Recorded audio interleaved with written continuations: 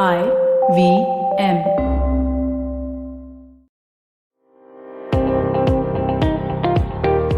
Welcome to All Things Policy, a daily podcast by the Takshashila Institution. We are a bunch of policy nerds based in Bengaluru, and we like bringing fresh perspectives to Indian affairs and Indian perspectives to global affairs. So grab a cup of coffee, sit back, and join us for today's chat. Hello and welcome to another episode of All Things Policy. As you all are aware, this month marks the 100th year of the Chinese Communist Party.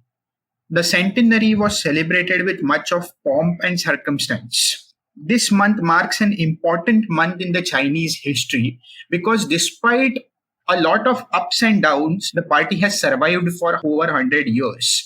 These ups and downs include the multiple civil wars in the early journey of the party, the Great Leap Forward, the Cultural Revolution, and most importantly, the Tiananmen Square incident.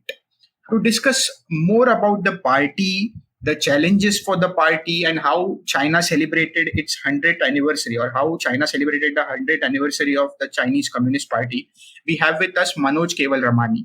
Manoj is the head of Indo-Pacific Research at Takshashila. He also heads the China desk at the Takshashila Institution. But before going to Manoj, I would also like to say that Manoj has just come out with his recent book. So, hi Manoj, would you like to introduce yourself by introducing your book first? Hi Suyash, thank you so much for the plug. So the book is Smokeless War, China's Quest for Geopolitical Dominance. It basically talks about the year 2020. It uses that as the events that played out last year in the pandemic to talk about certain broader themes with regard to China's rise, its history, Xi Jinping's era, and obviously the challenges that lie ahead in terms of what we are seeing with regard to changes in the world order, whether it's with regard to technology, globalization, or with regard to China's place in the world. So that's the kind of stuff that the book is talking about. And it does so by basing itself in the events of last year and how China dealt with the pandemic and what was the politics, the geopolitics, and the narrative contestation around all of that. Very interesting. I am looking forward to reading your book, Manoj. So let's start talking about the centenary itself. But before talking about how China celebrated its centenary, would you briefly, for our non-Chinese expert audience, could you briefly introduce the party? What is the party? How does the party function? And how important the party is for China? So essentially, the Communist Party of China is the ruling party of China. It has been the ruling party since 1949, when the People's Republic of China was formed. Under the governance system of the Communist Party, essentially, it is a party state. So the party and state are sort of blended together. It's a Leninist model of governance of the party, wherein control is top down. You've got the Politburo Standing Committee, which is the center of power. It's obviously is 7 members today, but membership has varied in terms of size over the decades. The Politburo Standing Committee, after that you have this broader Politburo and then the Central Committee. These are your key sort of central organs where power is predominantly exercised through the Standing Committee on a sort of day-to-day basis. And the party then sort of has a system which replicates itself across the country, where you have a provincial sort of congress system in terms of the party congress at provincial levels. You've got a party secretary, just like Xi Jinping is the general secretary. You've got party secretary at provincial levels, and then that sort of goes down to cities and districts and local levels. And the party essentially governs in that format. In terms of its significance, it is the only political force in the country that matters, and that's been the case since 1949. And the party has done its utmost to maintain things that way, that it remains the only political force that matters. There are other political parties in China which play a consultative role, essentially. Those individuals are not part of the Communist Party of China, but they acknowledge the leadership role of the Communist Party, and there's no challenge for political authority among these parties. And that's what the Communist Party calls a sort of consultative democratic system, to use the word democracy in that way. Very interesting and insightful, Manoj. So let's talk about the centenary.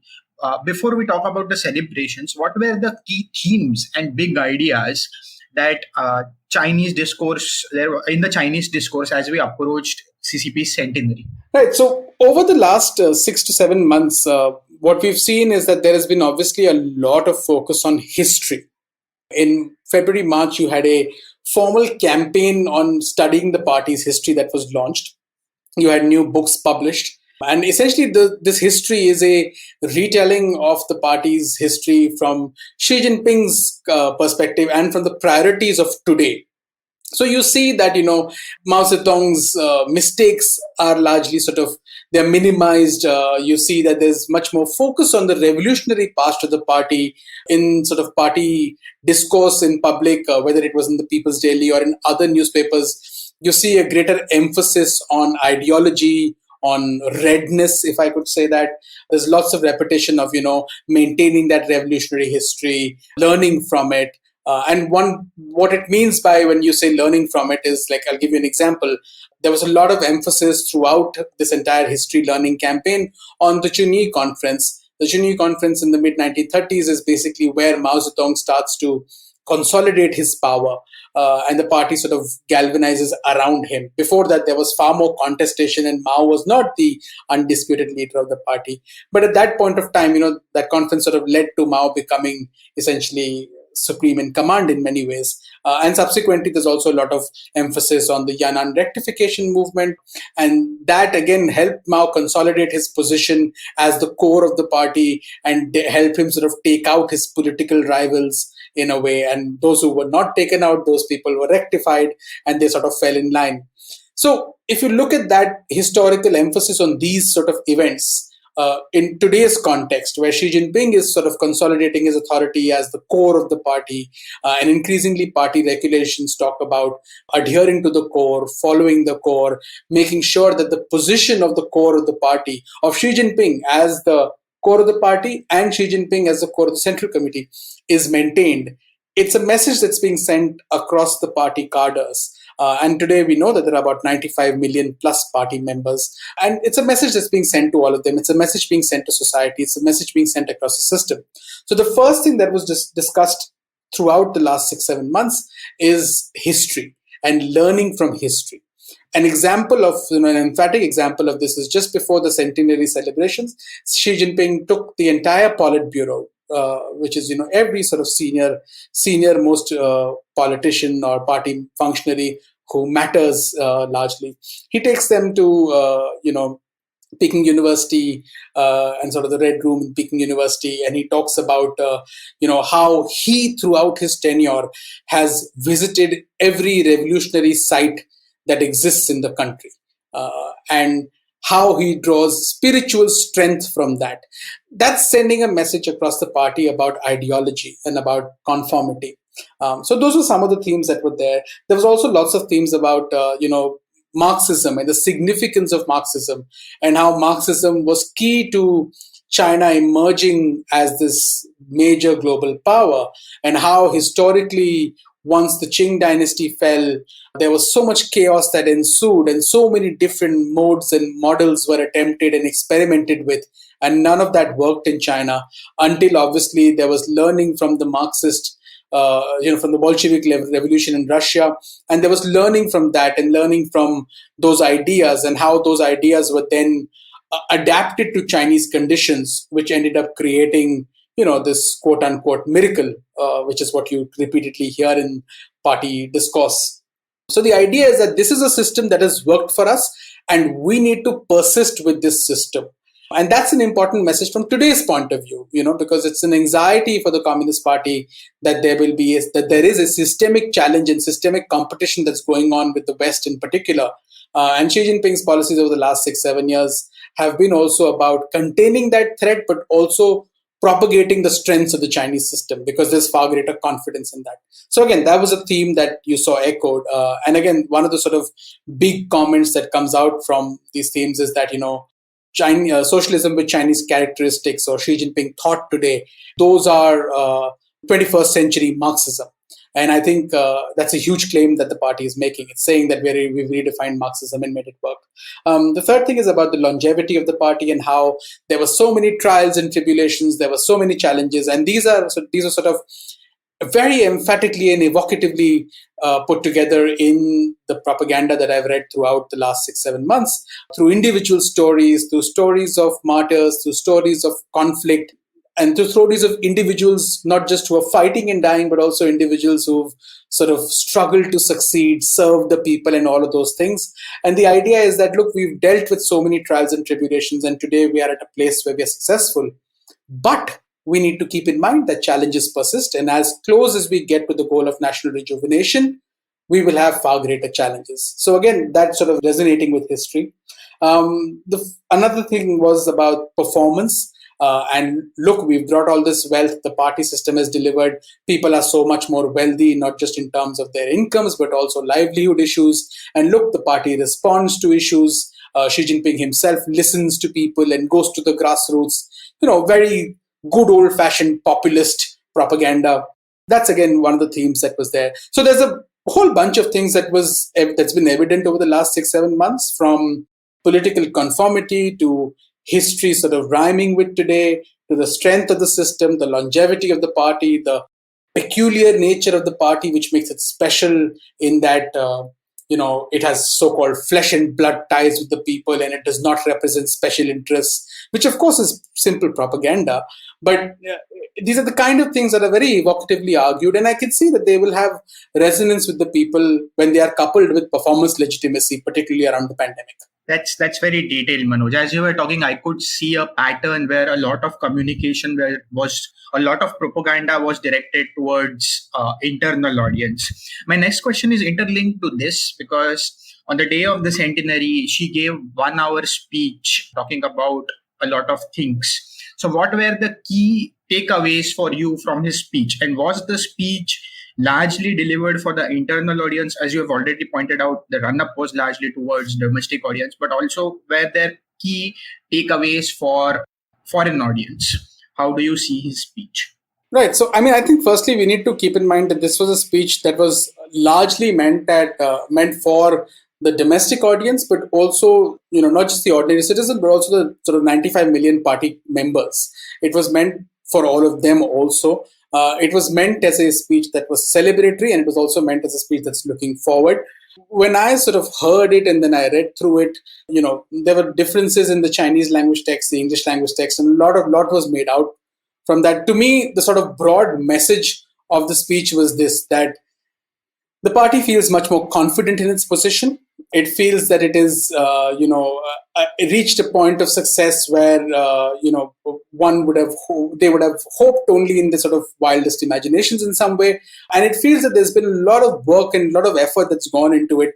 So there's a bit of patting yourself on the back for having achieved this. And justifiably so. There's been tremendous growth that China has witnessed. And the party sort of is congratulating itself for doing that. And it's sort of also acknowledging the people's role in that, because Xi Jinping talks a lot about people playing a role in development, and it's not just the party doing things. At the same time, there's this aggressive nationalism that's being talked about, where he talks about how there were these really difficult periods of time, and there were these unequal treaties about in the 1800s that were imposed on China, and systems came and systems fell, yet it is the Communist Party which sort of came and adapted and changed things. He talks about how, there's nothing like today we are at a point when nobody can bully us. Today we're at a point where if somebody tries to sort of coerce us, they'll be smashed and those sorts of things. And he talks about how there's this great wall of steel that's been built up and those sorts of things. So there's an aggressive call to nationalism resonating with what the current situation of China is in the world, and sort of contest that's playing out between China and the United States in particular, but also other countries. At the same time, there's a lot of, signaling with regard to the willingness to use of force, particularly when he talks about these things that, you don't bully us. So for the outside world, there's a signal of strength which is being sent out. At the same time, there's a conversation about how China's development has benefited mankind. China's growth has benefited the world. So there's that sort of a signal also being sent out that, look, we're an opportunity, yet, we're not going to be brooking any interference in what we believe are our internal affairs or what we believe are our sort of core interests. So that's a message that's being sort of strongly sent out.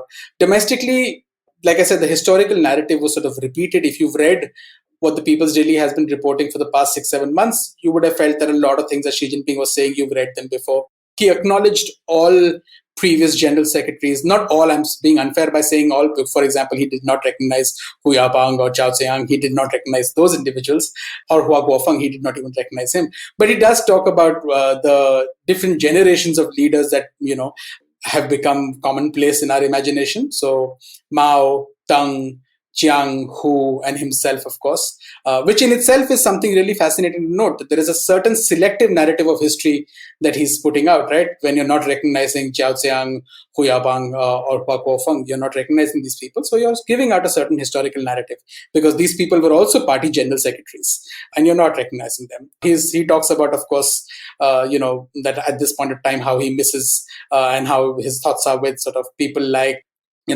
revolutionaries like Zhou Enlai, Liu Shaoqi, Zhu De, and Chen Yun, and these guys. So he's hitting all the right notes with regard to sort of the ideological forefathers of the party. In terms of practically what needs to be done right now, he talked about, how the core message, the fundamental thing for China to continue to grow is to make sure that the party's leadership over society, like we talked about at the very beginning of this podcast, must be maintained.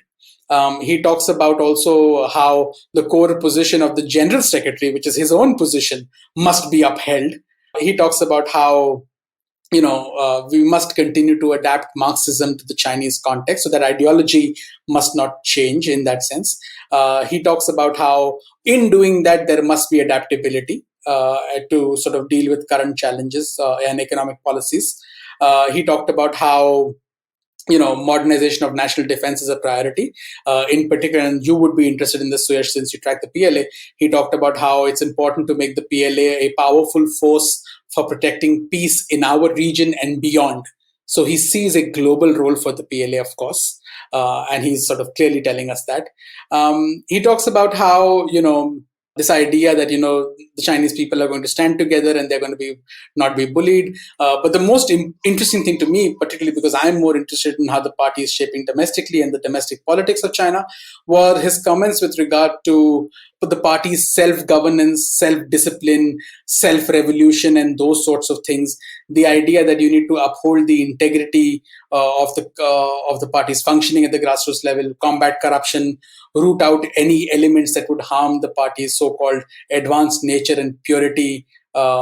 He uses the phrase, root out any viruses that would erode the party's health. I mean, to me, this is the most interesting, right? Because it's also going hand in hand with specific regulatory changes and changes in guidelines in terms of how the party is governed from top to bottom. Recently, there was a guideline that was issued which talked about, which was put out by the Central Committee, but it's with regard to the party's organization. And it very clearly said that the Central Committee and the central leadership is the brain and the center of the party. So the rest of it has to be execution focused and implementation focused, which is very different from, say, the economic things that led to the economic miracle of China, which was a lot of local innovation and enterprise. And I think that, again, is a challenge. And how he's reshaping that party. One of the other aspects of that regulation was peer supervision. So people who are peers must supervise themselves, with political integrity being the top sort of priority. Again, fascinating change. We need to see how this plays out. But what it tells us is that there will be far more elite resentment because you're all sort of picking on each other in some way. So to me, this element is the most important element in terms of the health of the party going forward, when it completes 100 years and going forward. And I think that's something that I would watch out for going forward. It's very interesting, Manoj. It's very interesting that you mentioned a couple of challenges already regarding health of the party. So my next question is about the challenges that party is going to face, or party has faced or is facing right now. What are the bigger challenges that you could see that the party would be facing in the short term and in the long run? Right. So in terms of challenges, I think one of the first things is that, and the party believes it, right? The party believes that it has identified the so-called principal contradiction in society correctly. And that is to address people's need for a better life, for a higher quality life, and to ensure that there is more balanced growth and adequate growth. So you need to address livelihood issues. This means that you don't just need to grow your GDP and ensure that people's incomes rise, but also mean that they have a better life experience, whether it's in terms of education, healthcare, in terms of where they're living, in terms of say environment. They have a better overall life experience, and also in terms of cultural experience, they have a better overall experience. And the party sort of policies are trying to sort of gear towards that, while dealing with multiple challenges, say with regard to, what do you do if growth suddenly declines, and how does that impact your legitimacy? What do you do when, say, you have something like a black swan sort of event, like what happened last year with COVID? How do you respond to that? And how do you sort of shape this entire bureaucracy, which is geared towards GDP growth as a key performance metric, to look at other performance metrics? It's not easy to be doing those things. So some of this is this effort going on in that direction, and that's a challenge, right? Because the party sees it as a performance imperative to deliver these goods to the people, because if you don't end up delivering them, you will see more challenges and more resistance, and you don't want that. So that's the first sort of thing, the first sort of big challenge. In doing this, technology is critical, because if you also want to upscale your industrial level, technological upgradation is important. And I think core technologies is one key area that's been identified as a vulnerability. And that sort of focus has become sharper, particularly after the trade and technology war under Donald Trump, with Donald Trump. And I think that sustains. So there's a greater focus on self-reliance. A couple of months ago, Xi Jinping gave a speech to Chinese scientists and technology workers where he spoke about the need for self-reliance. He spoke about the need to create a system which focuses on core technologies, which incentivizes core technology research and not just application. And we can see that there is also a systematic sort of reorientation of China's technology sector underway. There's a sort of destruction underway that we are seeing right now. How creative that destruction is, I can't say, but it is happening. So you can see that the vulnerability in core technologies and the challenges of upgrading China's entire sort of manufacturing sector to another level is going to be difficult. The third thing that we can see is sort of politically, I already sort of spoke about this partly, in terms of, how central control, or the phrase that is used constantly, top level design, will impact local experimentation. Because, and there are sort of mixed messages that Xi Jinping and the central leadership has been giving. At one level, they are saying that we need people to sort of adapt policies to local situations. You can't have a one-size-fits-all model. Yet you're demanding adherence to central leadership, and you're saying that central leadership policy-making approach, that should be seen as the brain in the center, whereas you are implementing. So there's a bit of a mismatch in terms of the messaging that's going on. And I think we'll have to see the impact of this on the ground going forward. It's not immediately apparent how this sort of shapes up. We'll have to see how this works out going forward. And I think that's going to be a challenge. How do you maintain that system of authority flowing from top to bottom, and this exclusivity in policy making in some ways at the center, while encouraging local experimentation, because you're going to need that. So we'll have to see how that plays out. The fourth sort of big thing from my point of view is, this resurgence of ideology in public discourse. Now, whenever you have this ideological resurgence about your system being a certain way, you sort of start to become, it eventually happens this way, that you end up having greater securitization in policies, and also you end up having greater rigidity in policies, because you're adhering to certain ideologies, you're adhering to a certain worldview, and you start to sort of shape your policies to fit that worldview, as opposed to necessarily being the most effective, right? So you start to worry about the color of the cat rather than whether it catches the mouse or not. And I think that's another huge challenge. And again, this is not something that's going to happen today or tomorrow. It's a gradual process of how Xi Jinping is reshaping the party and public discourse. And the impact of this is you're going to see sort of years down the road, because the people who get socialized, and the officials who get socialized into this methodology, breaking out of this can be really, really challenging. So again, we'll have to see how this plays out and what is the impact of this return to redness. But I think it's a clear marker for people to be concerned in terms of how China develops going forward. The last thing that I would say, and I think this is still evolving, is with regard to the party's approach to the private sector. I think that there is clearly a message being sent to the private sector and to broader society that, when Xi Jinping said that there are three phases that the party has gone through, or that China has gone through, from standing up, growing rich, to becoming strong. There's a clear differentiation that these policies tell us between growing rich and becoming strong.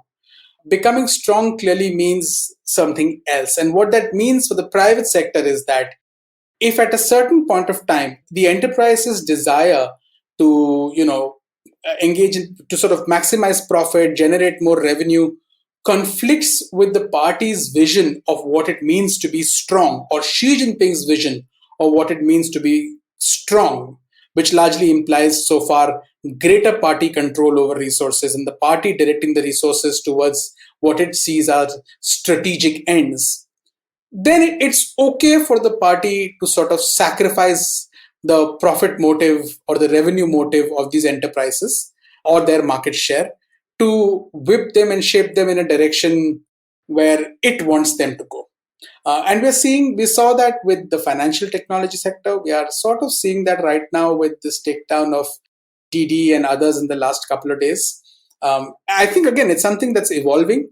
But what is the long-term impact on the vitality of China's private sector is something that we will have to bear in mind, because at the end of the day, the private sector is basically creating an overwhelming majority of jobs in China. And as the vitality of that sector gets diminished, it's going to create more sort of employment and social stability issues. So I think that's another sort of huge issue. Finally, the last issue that I will point to is with regard to debt and the role and the shape of the financial sector in China.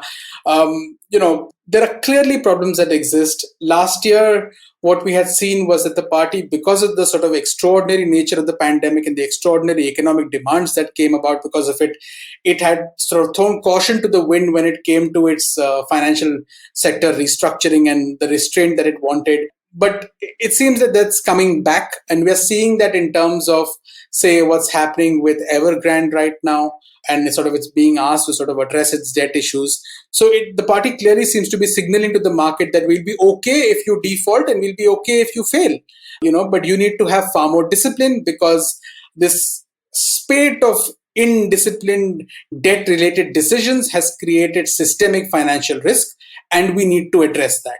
Again, this is not something new. Xi Jinping spoke about this in 2017 as one of his three big priorities. And the party had made some effort and some advances in addressing, say, the shadow banking sector's growth and sort of issues of debt. But, this is again a systemic problem. If you are focused on investment-driven growth, debt will grow. If you are focused on consumption-driven growth, the debt will not grow at that level, of course. And you will reorganize society. The party wants to focus on consumption-driven growth, but it is challenging because that's not so easy to do. And that shift is not easy to make. So I think that's, again, one of those key sort of economic issues which you're going to see play out. That's very interesting time ahead, Manoj, for China Watcher and the Party Watcher. Before I thank Manoj, I would like to take this opportunity to introduce our listeners to the Takshashila's policy programs. At Takshashila, we have 4 12-week graduate certificate courses in public policy that specializes in health, public economics, defense, and foreign affairs, and also in tech policy. Please check them out on Takshashila's website, as admissions for the new cohort has already started. Thank you so much, Manoj. This was a very insightful conversation. If any of you are interested in knowing more about this, Manoj writes a daily blog on the People's Daily, and he also writes a weekly newsletter called Eye on China. Thank you, Manoj. Thank you. If you liked our show, don't forget to check out other interesting podcasts on the IVM network. You can tune into them on the IVM Podcast app, ivmpodcast.com, or wherever you listen to your podcasts. You can also follow IVM on social media. The handle is @IVM Podcasts on Twitter, Facebook, and Instagram. And hey, if you'd like to dive into Takshashila's research on technology, strategy, and economic affairs, check us out at our Twitter handle @TakshashilaINST or our website takshashila.org.in. I hope you enjoyed that show. If you aren't following us on social media, please do. We're IVM Podcasts on Twitter, Facebook, and Instagram. I'd like to thank the sponsors on the network this week, CET, Cred, and Global Victoria. We thank you so much for making all of this possible. So this week on Cyrus Says, Tapsi Pannu was recently featured in the Netflix original Haseen Dilruba was on. They discussed her experiences in Bollywood and a whole lot more. On Begin the Journey, Ashish Vidyarthi enlightens us with his wisdom on how one can get freedom from their own thoughts or insecurities when they communicate with others. On The Millennial Athlete, Tanvi and Shlok fill us in on all the drama from the world of sports with Wimbledon, Euros, and World Test cricket making headlines every day. On Postcards from Nowhere, Utsav Mamoria kicks off a new series, Beneath the Veneer. We travel to the Hashemite Kingdom of Jordan, where he takes us through his first experience of encountering the Red Sea. We have a brand new show, Misconduct. It's a true crime show hosted by Raghvi, a lawyer, and Nisha, a PR pro. They tell us about the story of Cyanide Malika, the lady who offered cyanide-laden sweets to women and after they die, loot their gold. On the Global Victoria Tech Talks podcast, we showcase some compelling new tech stories coming out of Melbourne. On one episode, Pawan Srinath speaks to Joe Agan from Nelnet International, where they discuss how the pandemic has affected the edtech sector and its evolution. Another episode has Varun Dugirala talking to Ross Simons from Big Ant Studios about the gaming ecosystem and how they envision translating a sport to a game. And with that, I hope to see you again next week. पेश खिदमत है आपकी शान में हमारे अंजुमन से. Hi, I am Sadaf. And I'm Arshit. खाने का इतिहास, economics, policy, psychology, सब है मेन्यू पे. Only on the Nankari podcast every Wednesday, सिर्फ IVM podcast ऐप या वेबसाइट पर या फिर जहां से भी आप अपने पॉडकास्ट सुनते हो.